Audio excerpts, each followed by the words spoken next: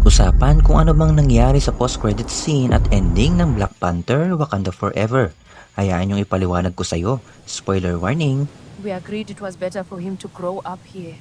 Ang post-credit scene ng pelikulang ito ay nangyari kung saan si Princess Shuri ay sinusunog ang kanyang suot noong araw ng libing ni Queen Ramonda.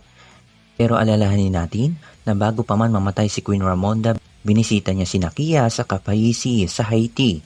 At nalaman natin doon na pinangangalagaan ni Nakia ang komunidad sa loob ng 6 na taon kaya wala siya nung libing ni T'Challa.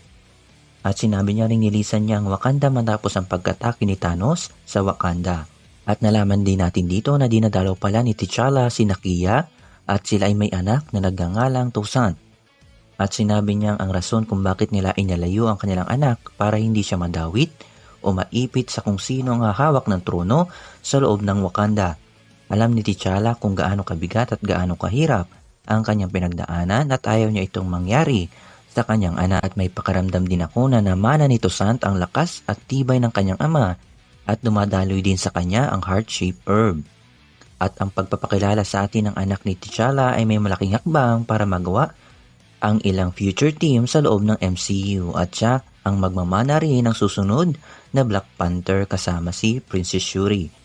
Isa ito sa mga kahilingan ng yumaong aktor ni si Chadwick Boseman ang maipagpatuloy ang legasiya ng Black Panther.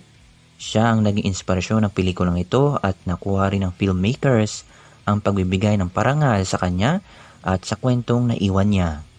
Ano kaya sa tingin nyo ang masasabi nyo sa ating pinag-usapan? Comment na lang dyan sa baba. Ano kaya ang mga katanungan na gusto mo ng kasagutan?